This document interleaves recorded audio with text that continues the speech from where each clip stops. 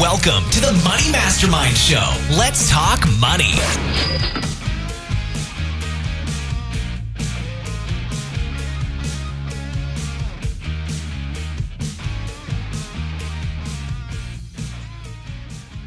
And welcome to the Money Mastermind Show. Tonight, we have David Rubenstein from CreditShout.com, and he is going to help us get the most out of our credit cards. Welcome to the show, David. Oh, thank you for having me.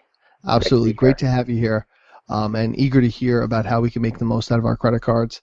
And we also have, of course, the members of the Money Mastermind Show. We have Kyle Prevost of YoungandThrifty.ca, Miranda Marquette of Planting Money Seeds, Peter Anderson of Bible Money Matters, Tom Drake of the Canadian Finance Blog, and I'm Glenn Craig of Free From Broke. So, credit cards.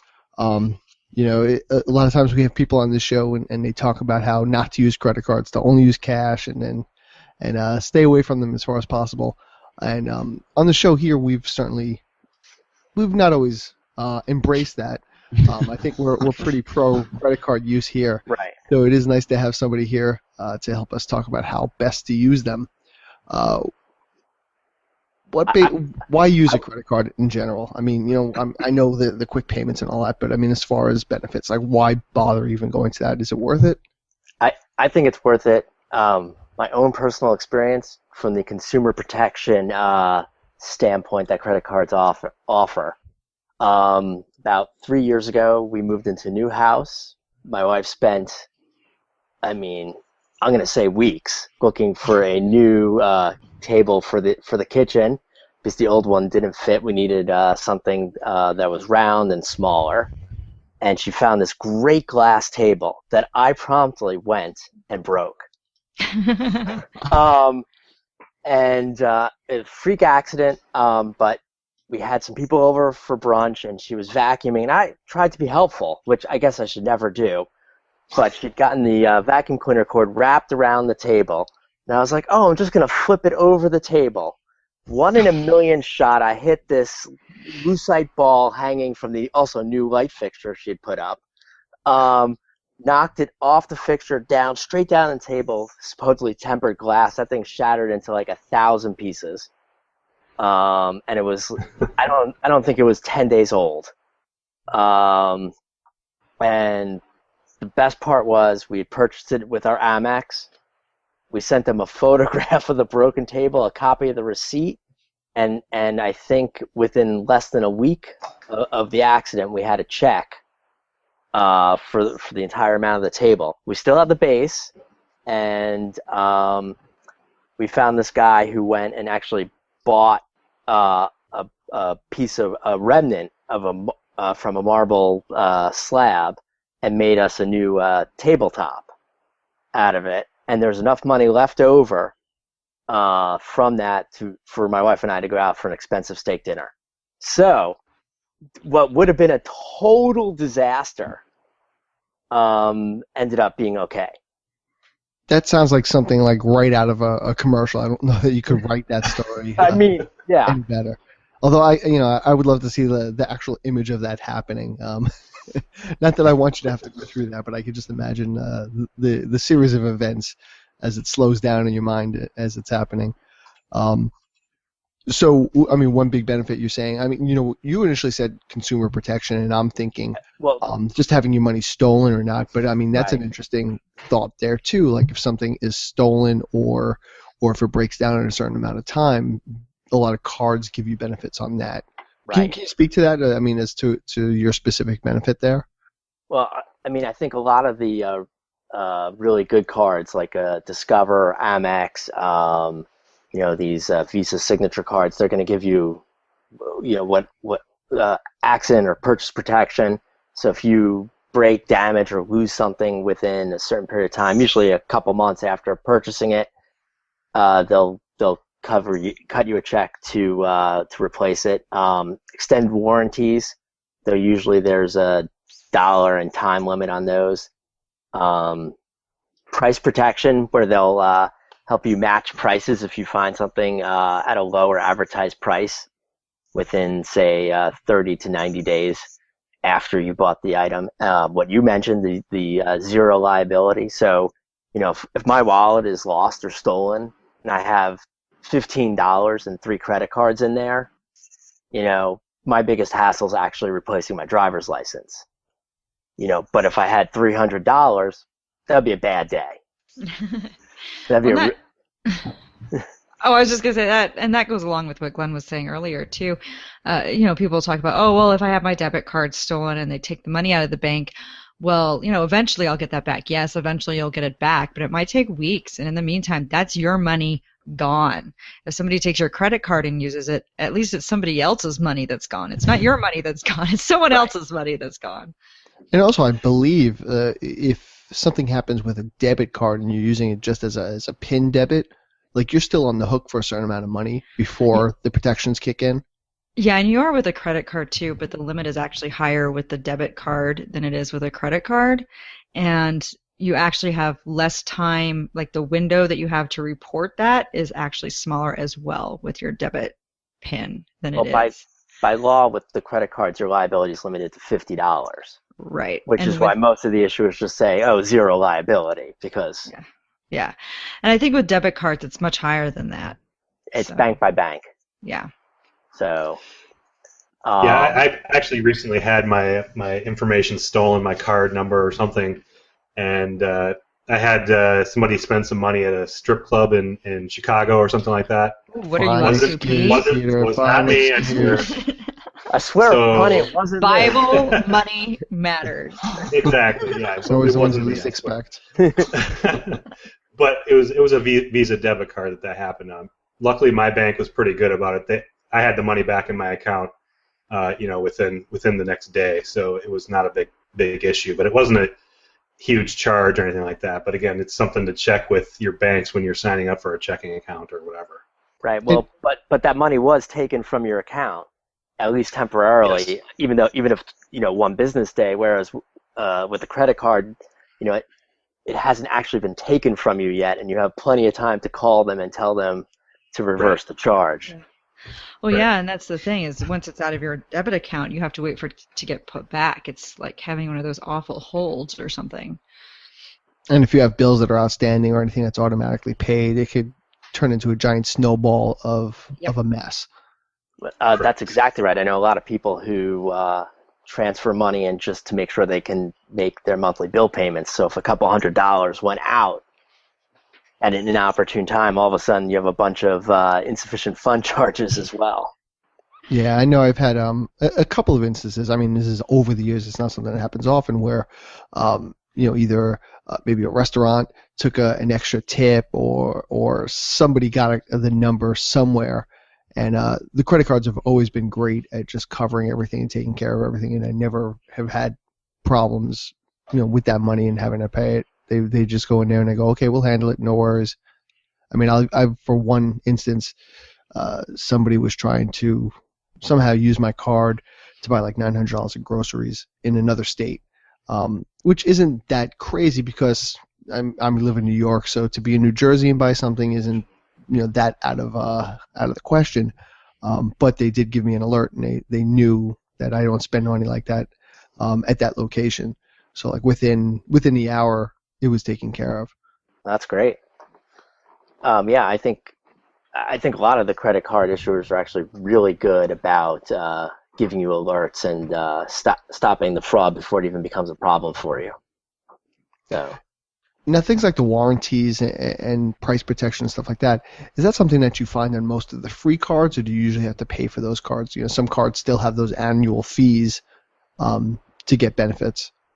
Right. Well, I mean, this is definitely offered by all the American Express cards and all the Discover cards. Now, and obviously, American Express, some of their cards have fees, some don't. I think most of the Visa and MasterCards now are offering it.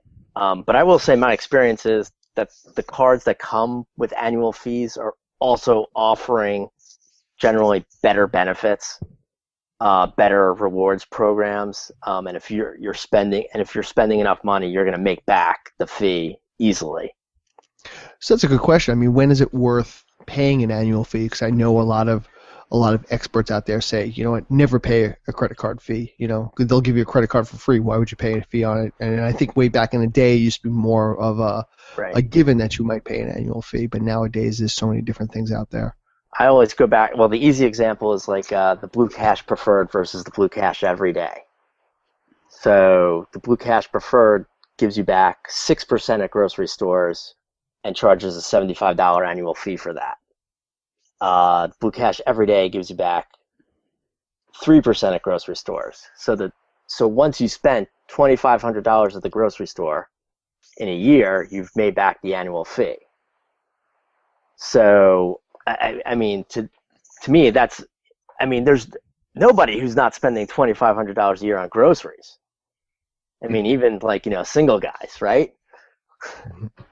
I guess it depends on also like what they consider groceries too, right? Aren't there some stipulations on what types of stores they cover and who actually marks certain charges as what? Right. I mean, grocery stores in this case is going to be, your typical grocery store, your Kroger, Safeway, your New York Pathmark, right, is the big one. Still Giant, and will not include trips to Costco or Target or Walmart. So like your traditional big name grocery stores would be the case there. So it's really like if you're looking at a card, you have to kind of see how you're going to spend it. You might have to look at maybe your past spending and say, is it worth it? Am I going to hit that threshold? Is it worth it for me? Right. I mean that is definitely true, but you could see. I mean that's just an example of a card where there's a fee, but the benefit it offers over the no fee version for most people is easy to make. Hey David, have you been successful in negotiating down any of these fees at all? I personally haven't had much luck with it up here in Canada, but I know some people that have, where they call in, they get the fee reduced year by year or something like that. I've never even tried. I know I have heard that people have done it. I've not tried. And to be honest, right now I don't even have any cards with a fee. I've done it. Where nice. Yeah, where you get the card and they're like, oh, 1 year your fees waived. Your fees waived for the first year, and then the next year, they sent a thing and said they're going to charge you a fee. And this was a few years ago, and I tweeted at them. I was like, super disappointed. I'm going to have to start paying this fee from whatever. That's brilliant. And they sent me they sent me a direct message. They sent me a DM, and because anytime before I tweet at any company, the first thing I do is follow them, and then I tweet at them. But then they sent me a direct message, and they said, send us your phone number, direct message, privately, and we'll call you and we'll take care of this. And to this day, it's a card that I should be paying a fee on, but I don't have to call every year or anything. It just automatically is taken care of. So Interesting. That's awesome. How many people deal with that way? You didn't even have to do the threaten to leave or anything. No, I passed the loyalty management tree, and I've got to go see my manager's boss, and you pulled that whole parenting, I'm really disappointed. Pretty much. I was just like, I'm really disappointed. I'm going to have to pay this fee. And within 2 hours, it was taken care of all over now. I didn't even have to call and sit on hold. They were just like, send us your phone number. We'll call you and take care of this problem. I had a time trying to cancel a card, and it wasn't as a threat. I was legitimately trying to cancel the card, but they ended up reducing the annual fee and threw in enough extra air miles as kind of a second-year perk that covered the rest of the fee I was paying anyway. So I kept the card for another year. The next year I actually did cancel it, but and like I said, I didn't call it as a threat of leaving. I actually did want to cut that card, but it's certainly worth calling in and maybe pushing it that direction and then seeing what you can get. So, there's a question, there's so many different types of rewards. There's points, there's cash back, there's airline miles, there's hotel miles, there's all sorts of different things. How do you know what's best? A lot of things, the value is different. depending on what you're doing. I personally always go for just cashback rewards. And I just try to, but anything I try to translate into some sort of dollar value. With the points, with a lot of the points rewards, it gets difficult because what you could redeem it for, will vary. If you have 10,000 points and you go to, on your Amex Gold card and you go to their marketplace, sometimes each point is going to be worth a penny, but there could be some items where they've, juiced it and it's worth like 1.5 cents, and you get a real bonus for redeeming through that. But personally, I just like to get the cash back right into our account. I don't have to store it to save to buy something down the line. If you're trying to build up points for like a plane flight, you might be spending for over a year to get all those points to save on your $300 or $400 ticket. Whereas, if I'm just getting the cash back, I have that immediately to utilize, maybe just to spend down the price of the ticket when I'm ready to buy it. It's way less fun, Takes the game out of it. I guess so. I'm sorry. There's just in my personal, everybody has their own style of personal finances and their own style of how they manage their credit cards when they do manage their credit cards. And I love the points, because to me, it's like, oh yay, $50 statement credit. Woo! But if I can get, but being able to like I did not too long ago, my son and I are going to have to fly home from our summer vacation, right. And I didn't have to pay for that, and it was this wonderful feeling to be like, yeah, I don't have to pay for that. Really, when you think about it, that can be kind of a danger of a lot of these reward programs. Is they do set it up almost like a game. It's almost like, hey, I'm playing for points, and I have to rack up my score in order to get this prize. And what it ends up being is you're spending all this money to get these mythical points that you could spend towards something. And if you're not careful, you can be spending way more money than you meant to in the first place. So it's just something to keep in mind.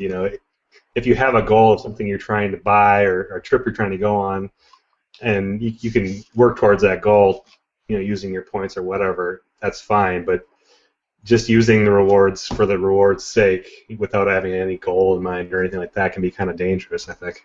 Right. Well, I look at it this way. Banks are in the business of getting afloat.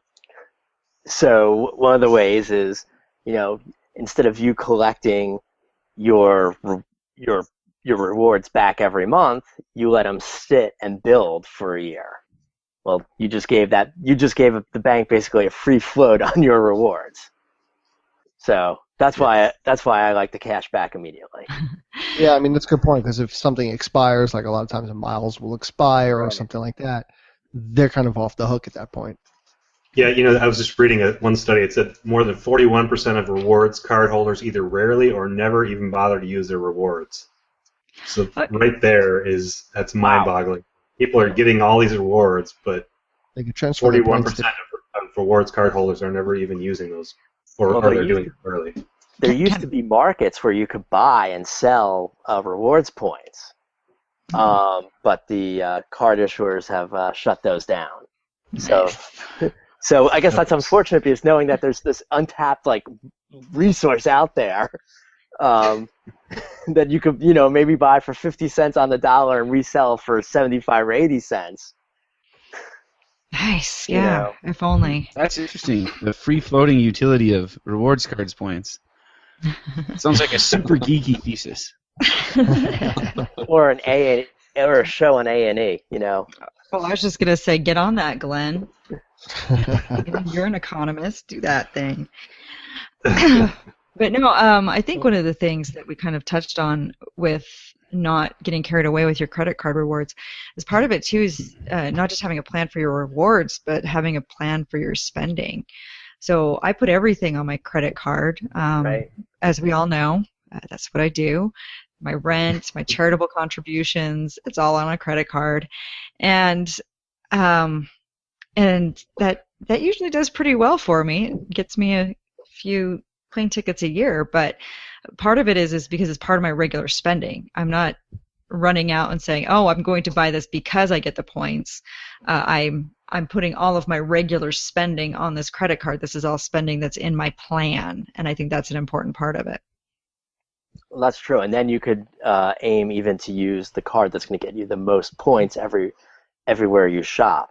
Like just looking right now, the new Costco Visa that's coming out in June. That's going to give you 4% back at gas stations and 3% back on dining and traveling. So that's great. And so if you compare that card then with the American Express Blue Cash card when you're at the normal grocery store, and then even like a 1.5 or 2% cash back card for all your other spending, you could juice all your cash back or other rewards just from your spending. You might as well, these rewards are out there, and you could juggle between 2 or 3 different cards. You might as well take advantage of it. So you'd advise having different cards for different purposes, and just depending on what you're buying, use that specific card. I do it. And some people don't like to keep track of all that or want all that stuff in their wallet. And I've actually been thinking that one of the things about like Apple Pay or other these mobile apps is, you could almost have like an unlimited number of cards now and use each one to pay at the right situation. And I kind of envision, I think we're going to move in this direction where you have a lot more stores issue their own branded in-store cards, like the Target card where you get 5% off when you use the Target Red card at Target, right there at the register. And the reason I see it is because the fees for processing credit card and debit card payments are so high, it's going to be beneficial, especially to big retailers, for you to use their own branded card. They would actually improve their bottom line and be able to offer you bigger discounts. And it's because it's going to be so much easier to juggle all those different cards, because it's just stored on your phone. It doesn't have to take any extra space in your wallet. We could see a move like that. That's an interesting thought, that with all this electronic storage of it, that you don't have to have a thick wallet full of cards in order to carry different cards. Right. But retail cards, though, I mean, the general warning on those is that they tend to have very high interest rates. Right. Well, I think once you're not paying your bill in full and having to get any interest rate as part of the deal, you're wiping out the benefit of any rewards. So I always would say that the best bet is to curtail your spending and pay your bills in full. There's no benefit to any rewards once you start paying credit card interest. It's all so high. And that's a great point. Like like you said, if you're paying the interest, then you're losing the game. The game is on the credit card. Then they're the ones begging the benefit. Then it's like an enticement to get you to spend more.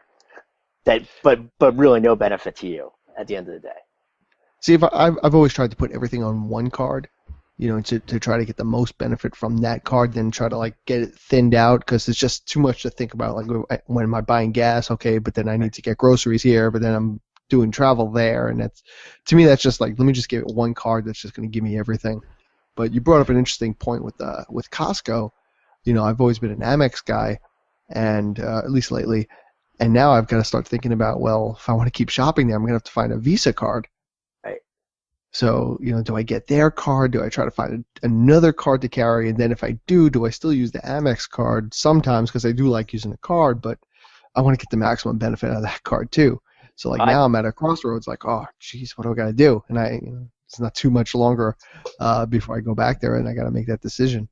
It's only like 30 more days. Now I think that their new Visa card that they're issuing has great rewards, but there's no sign-up bonus. So if you want to go out and find, one of those sign-up offers where if you spend $500 in the first, 3 months, they'll give you an extra $100 or $150. That's not going to be the card for you. Right. With Costco, it's any Visa card now. It'll be any Visa card. So We had a similar change with Costco at least a year ago, I think, where they left Amex as well. But here we went with the MasterCard, and the bank that issues this MasterCard is really not the best card to use at Costco. So even though it's the Costco card, so I did kind of like Glenn saying with the Visa, as I started shopping around looking at the different MasterCards, and I found one that gives 2% and on everything, including Costco. It's not a category card for just grocery stores or anything like that. So that plus my executive 2%, I'm basically getting 4% off on my Costco shopping. that's great, and you're saving because they charge such a thin margins. Yeah. That's the best place to buy. And you, like me, obviously you have room in your basement to store all the stuff you're buying at Costco. Now, here's another topic that I know a lot of people, there's whole websites that are on this, but the idea of churning cards. Right. So, like, getting cards just for the benefit, like you said, you could get a sign-up bonus. Sometimes you get, 100,000 miles if you sign up and spend $1,000 or something like that. Basically you sign up for a card and you already get a plane ticket if you play it right. But there's people who almost play a game where they're getting a new card like every 3 months or whatever it is. Is that something that you would advise for? Is that something that you've done yourself, or what do you think about that? I don't do it. Now I have signed up for cards and used the sign up bonus, and then pretty much saw my use curtail and eventually canceled it. But I don't go in and out of cards that frequently. In fact, most of the 3 cards we use are the same 3 cards we've been using for 4 years now. But the issuers have gotten wise to this game as well and have started enacting a lot of anti-churning rules. Like Chase has their new rule that just went into effect. If you've taken out 5 or more cards in the last 24 months, they won't approve you for a new card. That's still a lot of cards in 2 years for one company. Yeah. American Express, if you take out a card and cancel, if you take it out again, they won't give you the sign-up bonus the second time. Discover has the same rule. Citibank won't give you a sign-up bonus. They'll do a 24-month look back. And if you've had one of their cards in the last 24 months, they won't give you a sign-up bonus. So the big issuers are getting hip to this. I guess Capital One, I'm not aware of any anti-churning rules that they have, but I'm sure they'll have them soon. And we recently published an article on what the anti-churning rules are, and what we were finding in our research was card issuers were finding that what people were doing was signing up for card 1, running up a bill, signing up for card 2, using card 2 to buy a bunch of debit cards that they would prepaid debit cards that they would use to pay off card 1, and from one set of charges basically get the sign-up bonuses on card 1 and card 2. And sometimes you get extra bonus just for buying a gift card. Yeah, I mean, so basically one set of spending was getting them, tons of rewards. To be honest, I wish I had thought of it. I probably would spend my days just churning if I had, but I'm not deviously creative, unfortunately.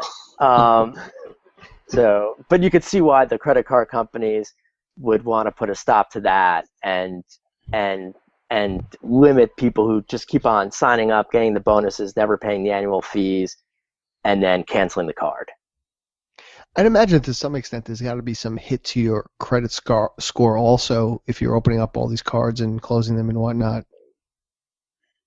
Pretty minor.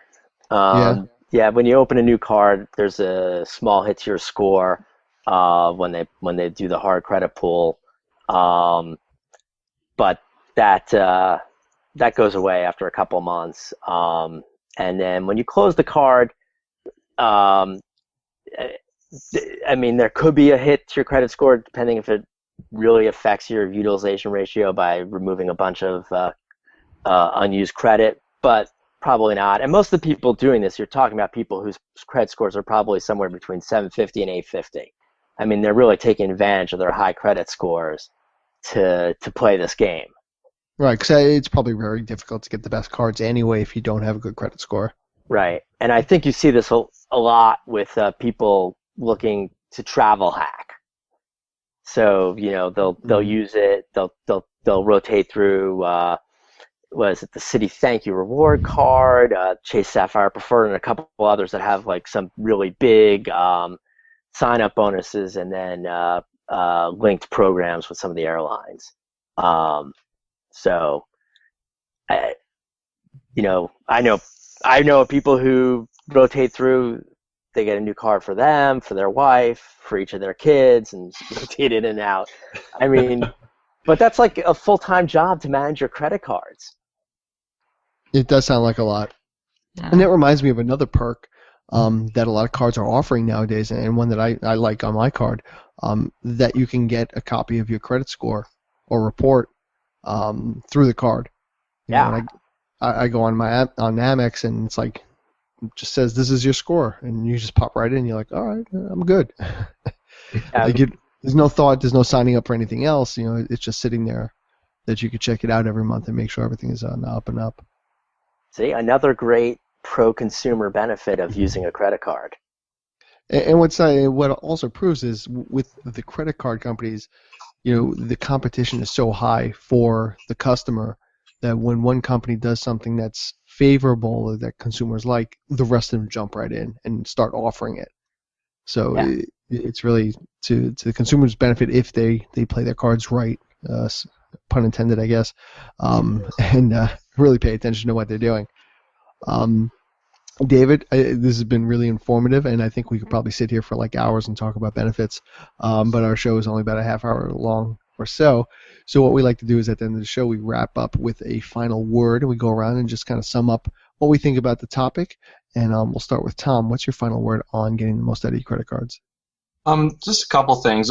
David touched on a bit was don't be afraid of an annual fee. Like do the math and see if maybe it works for you. I've talked to quite a few people where they're just like, I wouldn't pay an annual fee because I can get this other card for free. But you're not really looking at the math of what more you can get. And the other thing I wanted to mention was if you already have a decent credit card, actually look at the fine print of what you have. A lot of people don't realize they have all these warranties and insurance and everything. They use the card for spending, and that's the end of it, and they don't use the rewards. Peter, what's your final word? My final word is just to, if you're like me and you want to keep things simple, go out there and find a decent cashback rewards card, like David had mentioned, and then just use it for your regular spending that you're going to be doing anyway. Don't fall prey to the game of trying to rack up points in order to buy things you probably don't need anyway. Just use those cards for things you're going to be buying anyway. One tip that I found on David's site was to even use your credit card for medical bills. That's something we have a lot of at our house. You can, instead of using your HSA card, use your credit card and get the rewards points for all those medical bills, and then get reimbursed by your HSA later on to pay off your credit card. So there you go. I can't help but think of people who are like, hey, I could hurt myself and get some airline miles. Don't do that. I love that Peter mentioned that, because I actually applied for a new credit card after I broke my wrist, and it's got the 0% APR for X number of months. So I'm actually using it to get my credit. It's going to get me my miles bonus. It's going to get me, and then I can pay off the credit card bills over the next 18 months, which makes it really nice and manageable. But since I have such huge credit card bills, I'm gonna qualify for an itemized deduction on my taxes. So paying it with a credit card, just so many benefits. And that'll be my final word. So yay. So time your injuries. Well, I actually applied. Well, part of the reason I applied for it was it showed up in my mail about 2 days after I had my surgery, and I was just like, well, this is convenient. Kyle, what's your final word on getting the most out of your credit cards? My final word is super boring and can be found on at least half the personal finance websites, books, etc. out there, and that is ignore all of this if you have a balance on your card. If you know someone that has a balance on their card, yell at them, beg them, plead with them to pay off their 19.99% interest credit cards. There has to be an alternative way to help them as opposed to carrying a balance on their credit card. So don't do that under any circumstances. Friends don't let friends carry a balance on their credit cards, no matter how good the reward structure is. Good advice. And David, if you'll close out our final word. I'd actually like to say if you do have a balance on your credit card, there are a handful of balance transfer cards out there with no transfer fee. So I'd recommend the Chase Slate, 15 months, 0 APR on transfers, no transfer fee. And for those with average or fair credit, the Capital One Quicksilver One, 0% APR on your transfers till February 2017, also with no transfer fee. And those transfer fees will hit you up normally for 3%, sometimes 5% of your balance. So, which then makes it even harder to pay down that debt. So that would be my final word. Good stuff. Yeah, we didn't even go into balance transfers and their benefits and pros and cons. I mean, that's like a whole other show, I think, on its own. That's another episode. So there we go. We'll put that one on the docket there. David, thank you so much. For people out there that aren't aware of creditshout.com, can you tell us a little bit about that and a little bit about what goes on there? Creditshout.com is a personal finance site. Like we've touched on, a lot of it is credit card reviews, but we also have resources on how to improve your credit score, dealing with identity theft, have actually information on pricing for wireless service plans even, because those tend to be opaque, and so you can figure out how much you're really paying at the end of the day for all your data that you're not using. And just hopefully some general advice to help you, as we say, master your finances.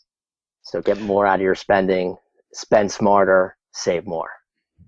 David, thanks so much for coming on the show and livening up our discussion here about credit cards and for sharing your expertise. Thank you, everybody out there, for watching. And until next week, be good with your money.